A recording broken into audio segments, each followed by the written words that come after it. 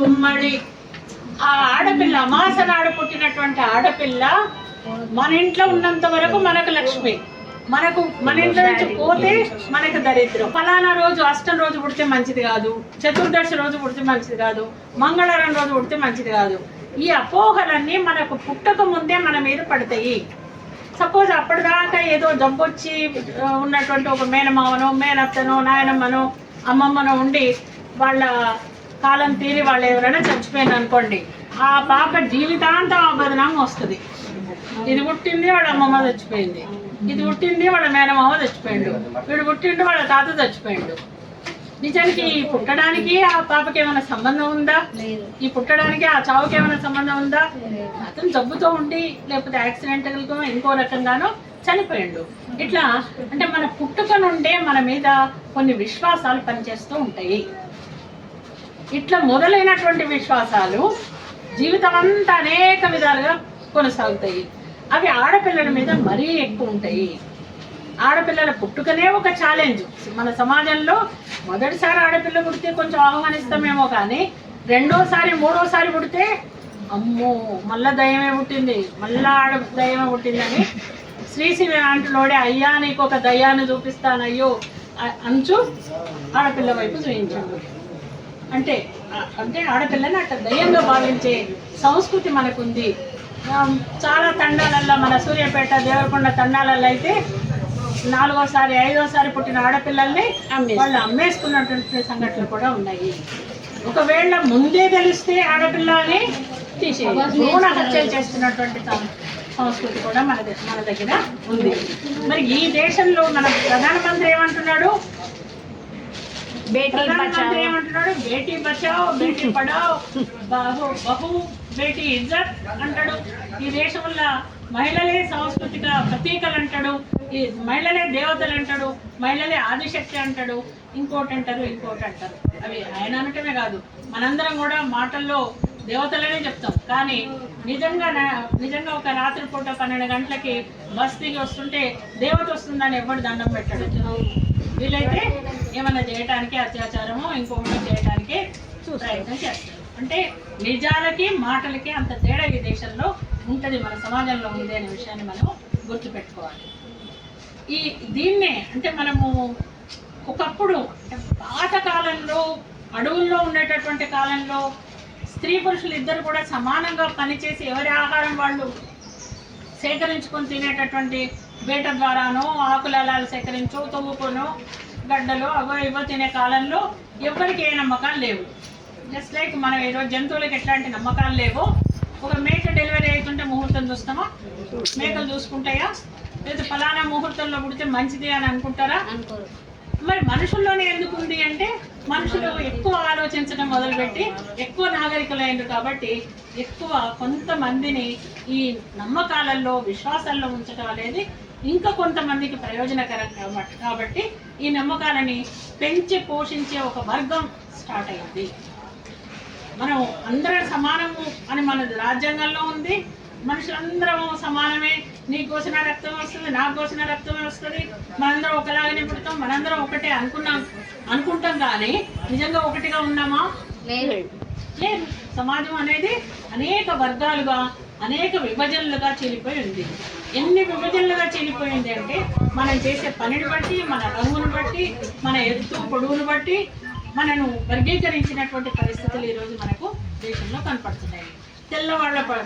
తెల్లటి శరీర చర్మం ఉన్నటువంటి రంగు ఉన్నటువంటి వాళ్ళ పట్ల ఒక రకమైనటువంటి భావన ఉంటుంది. కాయకష్టం చేసి నల్లగా కమిలినట్టున్నటువంటి వ్యక్తుల పట్ల ఇంకో రకంగా ఉంది. ఈ సమాజం వాళ్ళు చెప్పులు కుట్టే వాడికి వచ్చే గౌరవం ఒకలా ఉంటుంది, కుర్చీలో కూర్చొని పనిచేసే వాడి గౌరవం ఇంకోలాగా ఉంటుంది, సొంతంగా భూమి ఉన్న పట్ల ఒక రకమైనటువంటి గౌరవం ఉంటుంది, పొలంలో పనిచేసే కాయ కష్టం చేసే కూలీ పట్ల ఇంకో రకమైనటువంటి గౌరవం ఈ సమాజంలో ఉంది. ఏం తేడాలు ఉన్నాయి? ఎట్లా విభజింపబడి ఉన్నారు? మతాలుగా విభజింపబడి ఉన్నారు, కులాలుగా విభజింపబడినారు, జాతులుగా విభజింపబడి ఉన్నారు. కులాలు ఏం పనిచేస్తున్నాయి? కులాలు అనేది కూడా ఒక విశ్వాసమే, ఒక మూఢ విశ్వాసమే. కులం అనేది కూడా ఒక మూఢ విశ్వాసమే. నిజానికి కులాలు ఎక్కడి నుంచి పుట్టినాయి? పనిని బట్టి పుట్టినాయి. ఏం ఏం పని చేసేవాడు, ఏ కులము?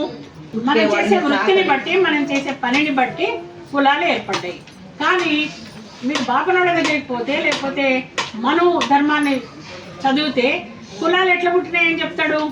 మనం బ్రహ్మ నుంచి బ్రాహ్మణులు వచ్చిండ్రు, బ్రహ్మ తల నుండి బ్రాహ్మణులు వచ్చిండ్రు. అందుకని తల నుంచి వచ్చిండు కాబట్టి ఏం పని చేయడు, తల ఏం పని చేయదు కదా. ఇక్కడ నుంచి వచ్చిండ్రు, భుజాల నుండి చేతుల నుండి వచ్చిండ్రు ఎవరు? క్షత్రియులు. కాబట్టి వాళ్ళు రక్షిస్తారు. భుజాల నుంచి భుజ బలం ఉంటుంది కాబట్టి వాళ్ళు రక్షిస్తారు. కాళ్ళ నుంచి వచ్చిండ్రు ఎవరు? సబ్బండ కులాలన్నీ కూడా, సేవక కులాలన్నీ కూడా. సేవక కులాలంటే ఇందాక అక్క చెప్పింది కదా, కుమ్మరి, కమ్మరి, చాకలి, అన్ని రకాల సేవలు చేసే మంగలి, చాకలి లాంటి వృత్తులు అన్నీ కూడా ఇక్కడ నుంచి వచ్చిండ్రు. కాళ్ళ నుంచి. కాళ్ళు చాలా నీచమైనవి అంటాం కదా, కాలుతో ముట్టుకుంటే సారీ చెప్తాం మనం, కాలు తగిలితే సారీ చెప్తాం, చెయ్యి తగిలితే చెప్తామా? ఎందుకు? చెయ్యి ఎట్లా ఎక్కువ, కాలు ఎట్లా తక్కువ? కాలు చెయ్యి రెండు మన శరీరంలో భాగమే కదా. మనము కొన్నిటితే కాలుతో ఎట్లా అంటాం. ఒక దేవుడి పటం ఉంది అంటే కాలుతో తగిలితే ఏమనుకుంటాం? అమ్మో దేవుడికి కోపం వస్తుంది అనుకుంటాం. సో ఇట్లా మనకి మనమే నమ్మబుద్ధి కానటువంటి విశ్వాసాలని మన మీద ఈ సమాజం పెట్టింది. మనకు మనమే న్యూనతకు ఫీల్ అయ్యేది.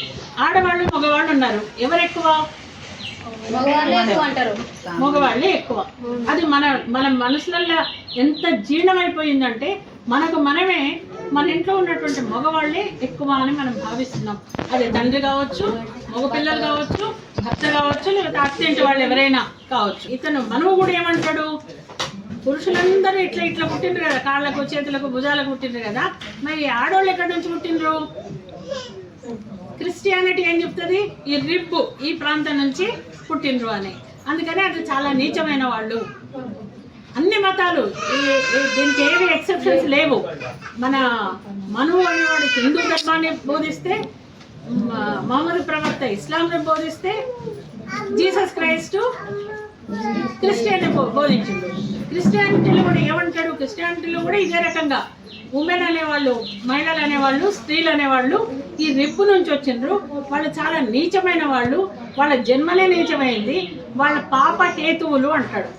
హిందువులు క్రిస్టియన్స్ ఇద్దరు కూడా మహిళలను పాపహేతువులు అంటారు. పాపహేతువులు అంటే తప్పులు చేయించేవాళ్ళు. ఎవరితో చేపిస్తారు తప్పులు? ఎవరున్నారు మన కౌంటర్ పార్ట్? మగవాళ్ళు ఏవైతే తప్పులు చేస్తున్నారో వాటికి అన్నిటికీ కూడా కారణం ఆడవాళ్ళే అని చెప్పేసి క్రిస్టియానిటీ కూడా చెప్తుంది, హిందుత్వం కూడా చెప్తుంది. హిందుత్వం కూడా ఆడవాళ్ళ నీచాది నీచులు, పాపహేతువులు, వాళ్ళు పుట్టుకతోనే వ్యభిచారులు, చంచల మనస్కులు అని చెప్పేసి చెప్తుంది. అట్లాగే క్రిస్టియానిటీ కూడా అదే చెప్తుంది. మీకు అందరికీ తెలిసే ఉంటుంది. ఎవరైనా చర్చికి పోయే వాళ్ళు ఉన్నారమ్మా? ఈవెంట్ ఆడమ్ అనే ఉంటారు కదా, ఇద్దరు ఆది దంపతులు, ఆదాం అంటారు, ఈ ఆడమ్ అంటారు, బైబిల్లో చెప్పుకుంటాం. ఈవేం చేస్తుంది?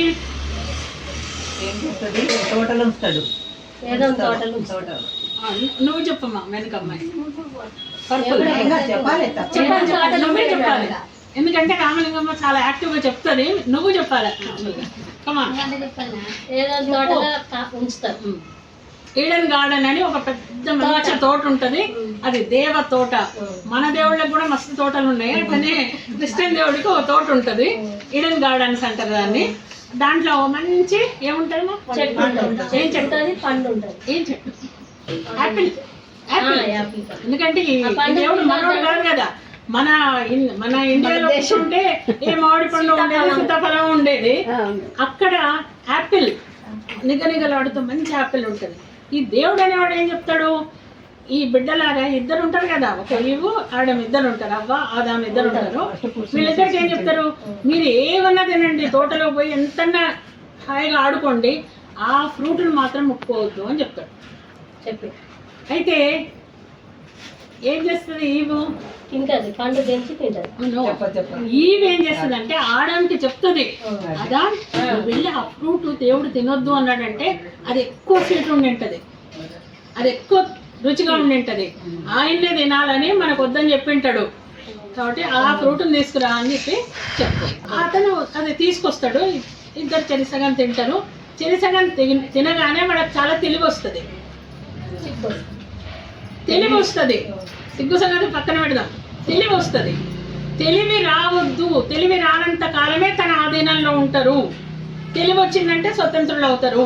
కాబట్టి దేవుడు వాళ్ళను ఆ ఫ్రూట్, నిషేధిత ఫ్రూట్ అంటారు కదా, ఫార్బిడన్ ఫ్రూట్ అంటారు, ఆ పండును తినొద్దని చెప్పి అంటాడు. వీళ్ళు తింటారు. తెలివి వస్తుంది. తెలివి వచ్చిన తర్వాత దేవుడు వస్తాడు.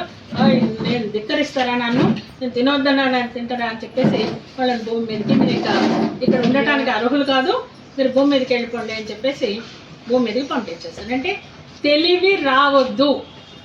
మనను కూడా ఇది వేదాలు చదివితే తెలివి వస్తుంది కాబట్టి వేదాలు చదవద్దు. అసలు స్త్రీలు చదివే వద్దు. ఎందుకంటే చదువుకుంటే మాట వింటారా? చదువుకుంటే మామూలుగా చిన్నప్పుడు పెళ్ళిళ్ళు చేసుకుంటారా? చదువుకుంటే తల్లిదండ్రులు దూపిలోని చేసుకుంటారా? మనకి ఇష్టమైన వాళ్ళని చేసుకుంటాం. ఈ తెలివి రావద్దు అనే కుట్ర దీంట్లో ఉంది అనే విషయాన్ని మనం గ్రహించాలి. ఆడవాళ్లను సమాజం చాలా వాటికి దూరం చేసింది. మొట్టమొదట ఏ మనిషికైనా, మన మార్క్సిజం కూడా ఏం చెప్తుంది, ఏ మనిషి అయినా కూడా సాధికారం కావాలంటే, స్వశక్తితో ఉండాలంటే, ఆత్మగౌరవంతో బతకాలంటే ఏం కావాలి? అతనికి పని చేసే శక్తి ఉండాలి. తనకు తాను పని చేసుకొని తన సంపదని తాను సృష్టించుకోవాలి. తన సంపదను తాను అనుభవించుకోగలగాలి. ఇది ఎవరికి సాధ్యమవుతుంది? ఎవరి చేతిలో ఆయుధం ఉంటుందో అతడే వేటాడగలుగుతాడు. వేటాడే కాలంలో ఆయుధాలు ఎవరి చేతిలో ఉండేవి? మగవాళ్ళ చేతిలో. ఆయుధాలు తయారు చేసిన తర్వాత చేతులతోనే చేసేటప్పుడు ఇద్దరు చేతులతోనే ఏం పని చేసిండ్రో మనం ఊహించుకోవచ్చు. కానీ ఆయుధాలంటూ గొడ్డలి, కొడవలి, కత్తి అలాంటివి తయారు చేసుకున్న తర్వాత ఆయుధాలన్నీ ఎవరి పక్షాన పోయినాయి, ఎవరి దగ్గరికి పోయినాయి అంటే, ఎవరి ఆధీనంలోకి పోయినాయి అంటే మగవాళ్ళ చేతుల్లోకి పోయినాయి. కాబట్టి ఉత్పత్తి సాధనాలన్నీ ఎవరి చేతుల్లోకి పోయినాయి? మగవాళ్ళ చేతుల్లోకి పోయినాయి. అంటే నేను వేటాడుతా, నేను పడగొడతా, నేను నాకు కావాల్సిన మంచిదంతా నేను తింటా, మిగిలింది నువ్వు తిరుగు, దానికి కాపలాగా నేను ఇంకో దాన్ని వేటాడొస్తా అనే బాధ్యతని ఆడవాళ్ళకి నిర్దేశించడం అనేది మన ఆదిమ కాలంలో జరిగింది. అప్పటి నుండి మన పని ఏమైంది? వండుడు పెట్టుడు. మనదేమో ఇంట్లో వండుడు పెట్టుడు, కాపలగాయుడు, పిల్లలు. ఎప్పుడు ఒక పిల్లల సంచిని మోసుకుంటూ తిరుగుతాం కదా మనం. పుట్టినప్పటి నుంచి మనకు ఒక లోపల ఒక సంచి ఉంటుంది, బయటకు వచ్చిన తర్వాత సంకలు ఉంటారు. ఆ సంచిని మోసుకొని తిరుగుతుంటాం కాబట్టి మనం చాలాసార్లు మగవాళ్ళతో పాటు పని చేయలేనటువంటి పరిస్థితి ఏర్పడుతుంది. జంతువులకు కూడా అదే పరిస్థితి ఉంటుంది. కానీ జంతువులు చాలా తొందరగా దాని నుంచి బయటపడతాయి. అదే మనుషులైతే, ఆడవాళ్ళైతే కొంచెం ఎక్కువ కాలం వాళ్ళు ఇంకోరి మీద డిపెండ్ అవ్వాల్సిన పని. సో ఈ రకంగా మనం ఒక మానవ జాతిని రెండుగా విభజించి స్త్రీలు, పురుషులు అనేవాళ్ళు సర్వ స్వతంత్రులు. వాళ్ళే అన్నిటిని తయారు చేస్తారు, సిద్ధాంతాలని, సూత్రాలని అన్నిటిని తయారు చేస్తారు. మనకు రక్షకులు కూడా వాళ్ళే.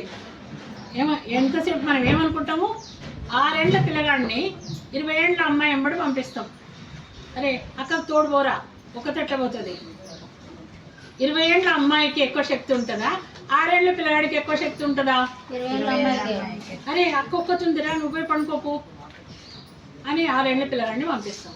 6 ఏళ్ళ పిల్లగాడు ఏం రక్షిస్తాడు? వాడికి ఉండే అర్హత ఏంటి రక్షించడానికి? ఒకే ఒక్క అర్హత ఏంటంటే వాడు మగ పిల్లాడు. సో ఈ తేడాని మనము ఒక అంధవిశ్వాసంలో నుంచి వచ్చినటువంటి తేడా అది. ఇట్లా ఆడపిల్లల అసలు అందరి జీవితాలు కొద్దో గొప్ప అన్నీ కూడా మూఢ విశ్వాసాలకి లోనయ్యేటటువంటివి. కులాలుగా విభజించి ఒకరిని మనం ఈ మధ్య కాలం దాకా అన్టచబుల్గా పెట్టినాం, అస్పృశ్యుడిగా పెట్టినాం. ముట్టుకోవద్దు, ముట్టుకుంటే ఏమవుతుంది? ఏమి కాదు నిజానికి.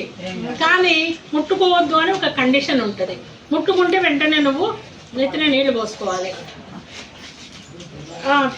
మన హోటళ్ళల్లో మొన్నటి దాకా ఊర్లలో హోటళ్ళల్లో మాల మాదిగలకి సపరేట్ గ్లాస్ పెట్టేటటువంటి ఒక సిస్టమ్ ఉండేది. అందరికి ఇచ్చినటువంటి గ్లాసులలో ఛాయలు టిఫిన్లు ఇవ్వకపోవడం అనే ఒక సిస్టమ్, ఒక పద్ధతి ఉండేది. ఏమవుతుంది,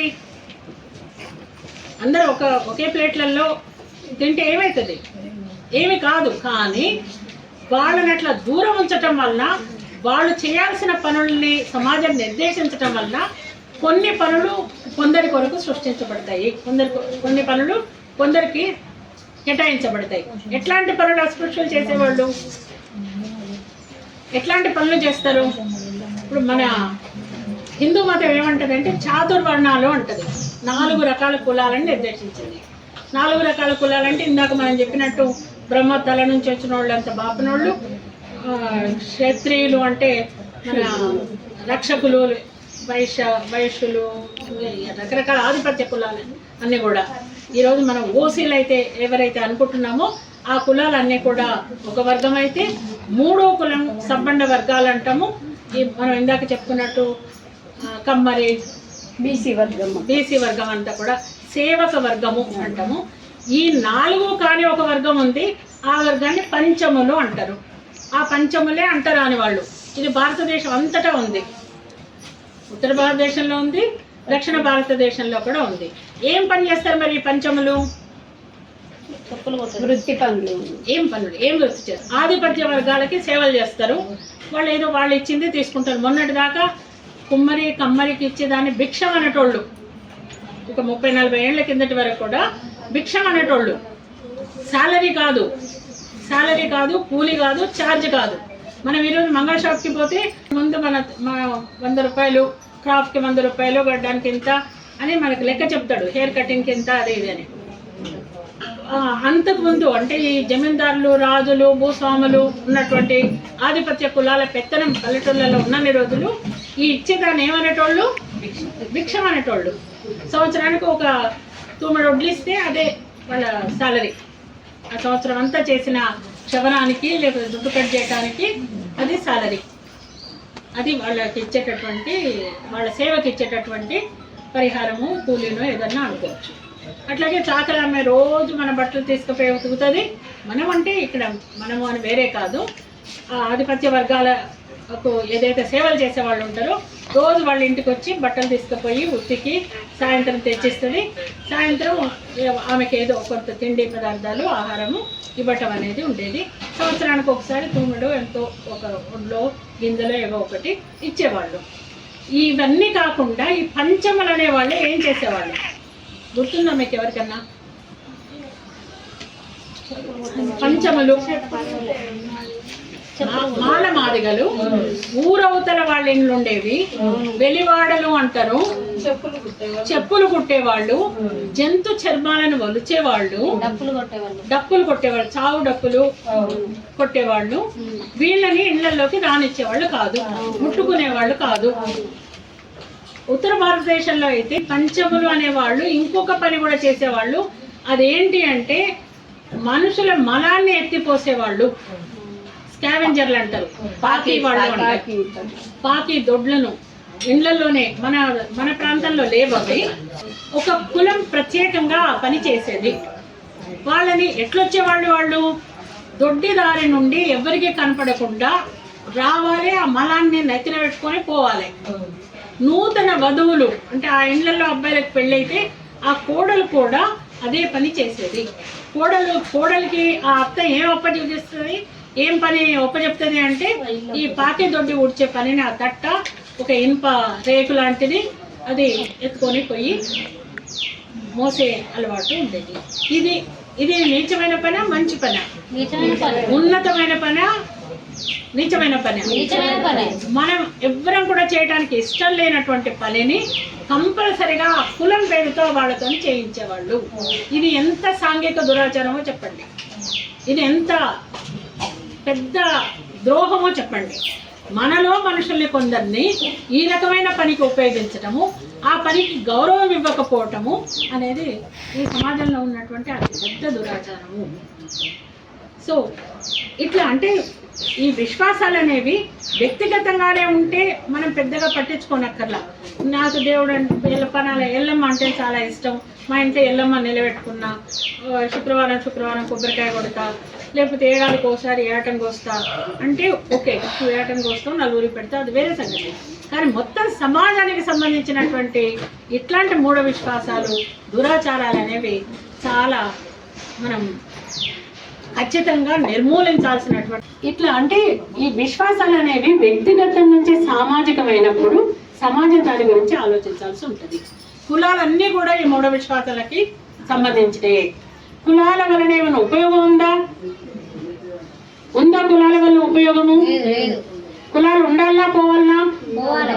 కానీ ఇప్పుడు ఏమైతుంది, కులాలు స్థిరీకరించబడుతున్నాయి, కుల సంఘాలు ఏర్పడుతున్నాయి, కుల పంచాయతీలు చెప్తున్నారు.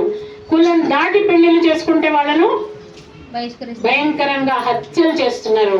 ఇక్కడ జరిగింది కదా, భార్గవి అనే అమ్మాయి మాలబంటి. ఈ దేశ పౌరులందరూ కూడా సమానమే అని రాసుకున్నాము. కుల మత జాతి వివక్ష లేకుండా అందరము సమానమే అని రాసుకున్నాం. కానీ ఈ రోజు కూడా పెళ్లిళ్ళ విషయంలోకి వచ్చేటప్పటికి ఏ కులం ఆ కులమే. ఆ కులం గీతని దాటిపోవడానికి ఎవ్వరు కూడా అంగీకరించలేని పరిస్థితి ఈరోజు మనకుంది. ఎక్కడో మన మంగక్క లాంటి వాళ్ళు చాలా ధైర్యంగా కులాంతర వివాహాలు చేసుకొని సమాజానికి ఆదర్శంగా నిలబడ్డ పరిస్థితులు ఉన్నాయి. అట్లా చాలా మంది, సీత మీరు కూడా, సీత వాళ్ళ అమ్మాయికి కూడా కులాంతర వివాహం చేసింది. అట్లా అనేక మంది ముందుకు వచ్చి చేస్తున్న పరిస్థితులు ఉన్నాయి. కానీ అదే సమయంలో ఈ మాలబంటి హత్యలాగా ముక్కలైనటువంటి పరిస్థితి. మొన్న ఇబ్రహీంపట్నంలో ఒక అమ్మాయిని, యాదవ అమ్మాయి ఎస్సీ అబ్బాయిని పెళ్లి చేసుకుంటే ఆ అమ్మాయిని వాళ్ళ సొంత తమ్ముడు నరికి చంపినటువంటి సంఘటన జరిగింది. మొన్న వికారాబాద్లో మీరందరూ చూసుంటారు. వికారాబాద్లో ఒక కులాంతర వివాహం, అక్కడ కూడా యాదవ అమ్మాయి రెడ్డి అబ్బాయిని పెళ్లి చేసుకున్నందుకు ఆ అబ్బాయి హత్య చేసిండు. వాళ్ళ అన్నలో తమ్ములో కాదు. వాడికి ఆ అమ్మాయి ప్రేమించి ఎంటబడి, నువ్వు లేకపోతే నాకు జీవితం లేదు, నువ్వు లేకపోతే నేను చచ్చిపోతా అని చెప్పేసి బలవంతం చేసి పెళ్లి చేసుకున్నారు. కానీ ఆ కుటుంబం అంతా కూడా కుట్ర చేసి ఆ అమ్మాయిని, మీరు అందరూ చూసుకుంటారు, మేడిపల్లి హత్య అని చెప్పేసి 100 ముక్కలు చేసి తల కాళ్ళు చేతులు మూసి నదిలో పడేసి అవి ఇంతవరకు దొరకలే. ఇదంతా జరిగి ఒక నెల కూడా కాలేదు, పోయిన నెల 11వ తారీఖున.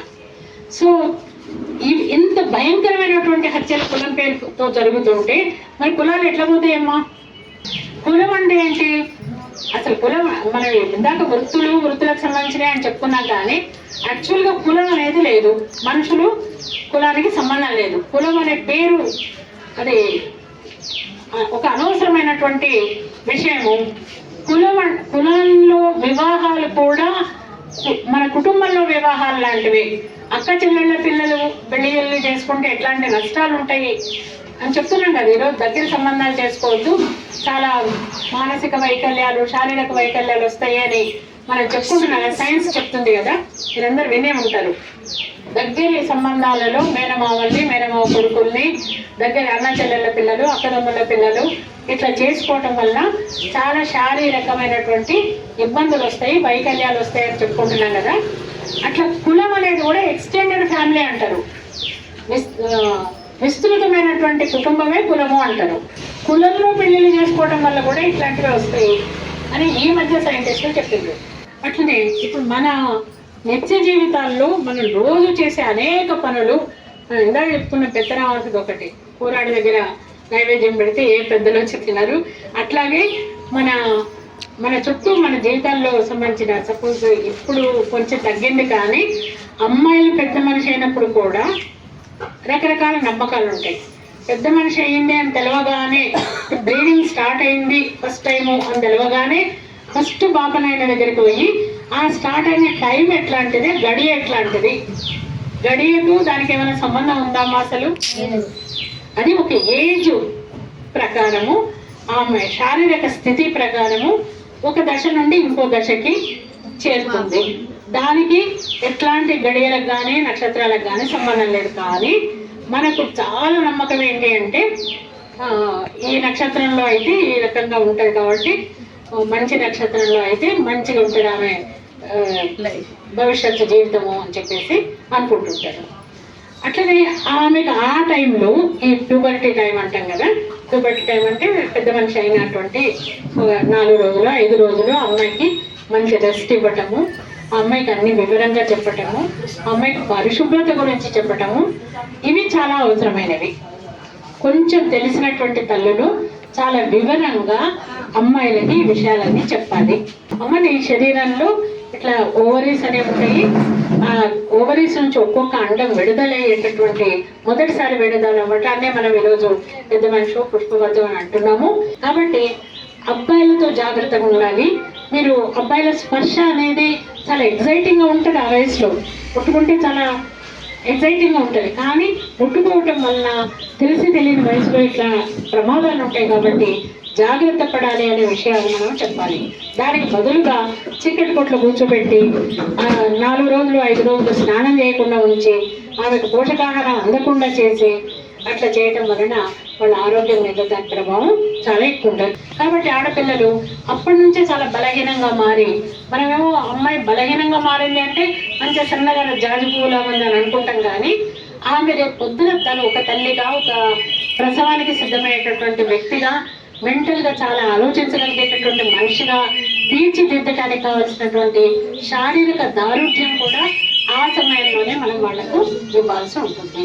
మీద ఫంక్షన్ చేయటము, ముహూర్తాలు చూడటము, ఆ అమ్మాయిని ఎవరికి కనపడకుండా ఉంచటము, ఇట్లాంటివి కాదు మనం నేర్పించాల్సిందే అని మనం ఈరోజు గ్రహించాల్సినటువంటి అవసరం ఉంది.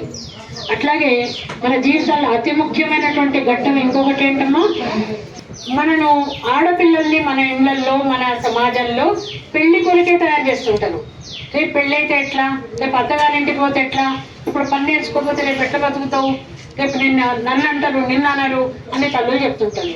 అంటే పిల్లలకు చదువు మీద కాన్సన్ట్రేషన్ కంటే రేపు అత్తగారింటికి పోతే ఎట్లా అనే దాని మీద ఎక్కువ ట్రైనింగ్ ఇస్తుంటాం. సో ఇది కూడా ఒక మూఢ విశ్వాసము. దీని నుంచి మనం బయటపడాలి. ఆడపిల్లల్ని తెలివివంతులుగా తయారు చేయాలి, ప్రపంచ జ్ఞానం ఇవ్వాలి, ప్రపంచంలో ఏం జరుగుతుంది, నేను ఎట్లా బతకాలి, స్వయం నిర్ణయాలు, అంటే నా జీవితాన్ని గురించి నేను ఎట్లా నిర్ణయం తీసుకోవాలి, దాన్ని ఎట్లా సాధించుకోవాలి. మరి టీనేజ్లో అంటే మనం 11 సంవత్సరాల నుంచి 20 ఏళ్ళ వరకు టీనేజ్ అంటాం కదా, ఈ టీనేజ్లో రకరకాల ప్రభావాలు ఉంటాయి. ఆపోజిట్ సెక్స్, ఎదుటి సెక్స్ పట్ల ఆకర్షణ ఉంటుంది. ఈ ఆకర్షణ నుండి మనం కాపాడుకోవటం ఎట్లా, జాగ్రత్తగా ఎట్లుండాలి, ప్రతిదాన్ని ప్రతి పొగడ్తని ప్రేమ అని భ్రమపడొద్దు, ఆ వయసులో వచ్చేటటువంటి స్పందనల్ని మన ప్రేమ అని బయటపడొద్దు అనే విషయాల్ని కూడా మన ఆడపిల్లలకి చెప్పాల్సినటువంటి అవసరం ఎంతైనా ఉంది. అట్లాగే పెళ్ళిళ్ళు కుదిరినాయి అనగానే మన ఇళ్లలో మాట్లాడుకునే మొదటి మాటలు ఏంటి? ఒకటి కట్న కానుకలు, రెండోది ముహూర్తాలు. తర్వాత పెళ్ళవగానే చాలా మంది ఏడాది లోపల ఒక పాపనో బాబో పుడతారు. 2 ఏళ్ళు అయింది పుట్టలేదు, 4 ఏళ్ళు అయింది పుట్టలేదు. అప్పుడు ఏం చేస్తాం? పిల్లలు పుడతలేరని ఇంకో పెళ్లి చేసుకుంటారు. తింటోళ్ళకి వచ్చే మొట్టమొదటి ఆలోచన దీనికి పిల్లలు పుట్టరు, ఇంకా వదిలేరా దాన్ని, ఎట్లా వదిలించుకో, అవసరమైతే ఏదైనా ఇద్దాము, దాన్ని వదిలించుకో, ఏదన్నీ నీకు అంటే 1 మంది పిల్లలు నేను చేస్తాను పెళ్ళి అని వాడికి ధైర్యం ఇవ్వటం చేస్తాను.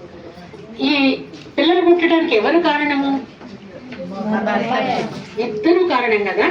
అమ్మాయిలకి రకరకాల ప్రాబ్లమ్స్ ఉండొచ్చు, ఫెలోపియన్ ట్యూబ్స్ మోసుకుపోయి ఉండొచ్చు, అన్నం విడుదల సరిగ్గా లేకపోయి ఉండొచ్చు, ఎండోమెట్రియం అంటారు, గర్భాశయ లోపల గోడలలో కొన్ని టిష్యూస్ ఉంటాయి, ఆ టిష్యూనే అతుక్కుంటది పిండం ఏర్పడిన తర్వాత, దానికి సంబంధించినటువంటి జబ్బులు ఉండొచ్చు.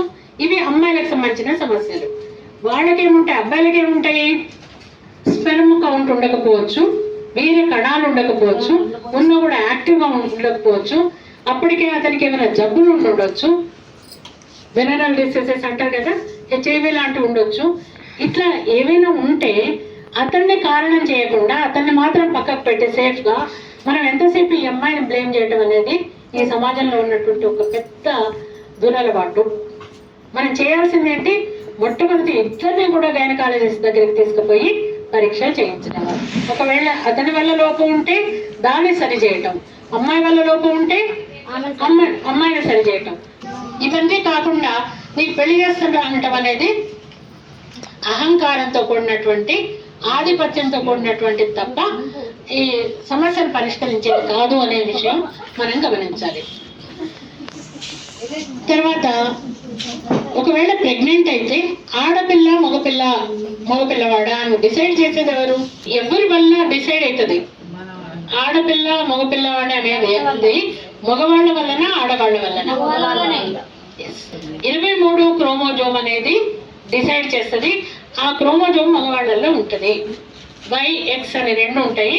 ఆడవాళ్ళలో వై ఉంటుంది, ఎక్స్ ఉంటుంది. ఈ ఎక్స్ వై గత డిసైడ్ చేసేది మగవాళ్ళ వల్ల వచ్చేటటువంటి తప్ప ఆడవాళ్ళు కాదు అనే విషయం మనం అందరము తెలుసుకోవాల్సినటువంటిది.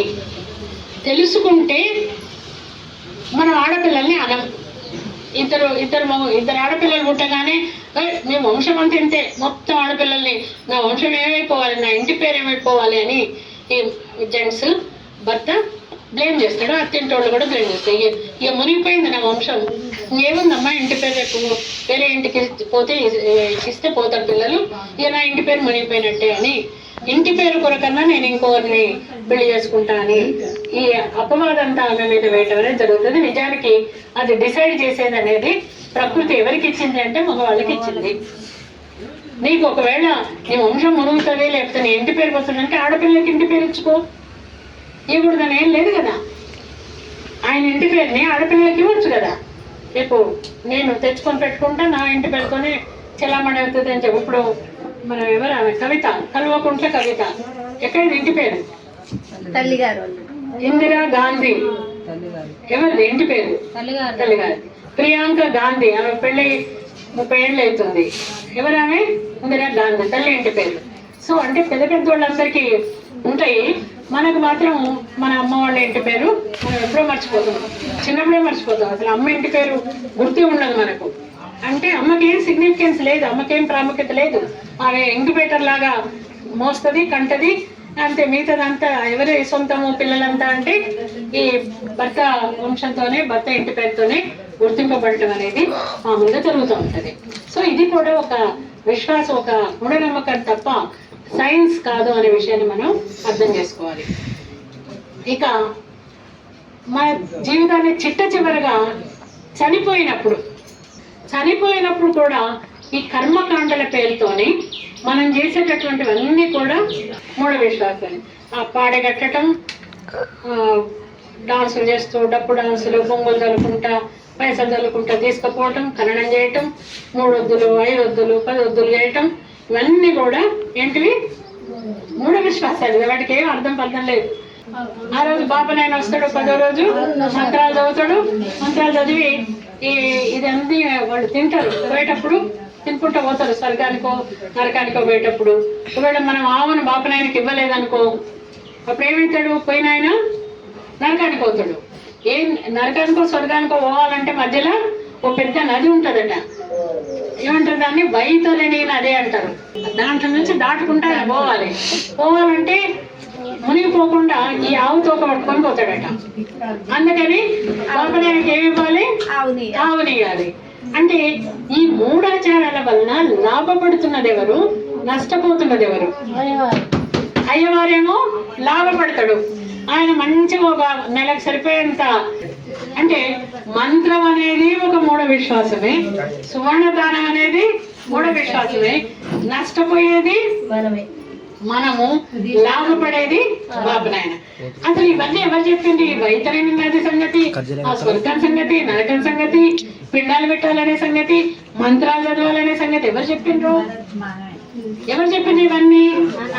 ఎవరు రాసింది? రూల్స్ అన్ని రాజ్యాంగంలో లేవు కదా, చట్టంలో లేవు కదా, మరి ఎవరు చెప్పింది ఇవన్నీ? బాపనాయనే. ఇప్పుడు బాపనోళ్ళే చెప్తారు, ఇవన్నీ తయారు చేసింది బాపనోళ్ళే. మనం ఏం చేస్తాము? అన్నిటికీ ఉరుకుతాం బాపనాయన దగ్గరికి.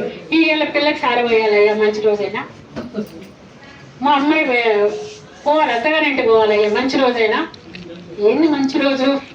ట్రైన్ టైము మంచి ముహూర్తం, ట్రైన్ టైము మంచి ముహూర్తం, బస్సు టైం మంచి ముహూర్తం, మనకు అనుకూలమైన రోజు, మనం అన్ని తయారు చేసుకున్న రోజు మంచి రోజు.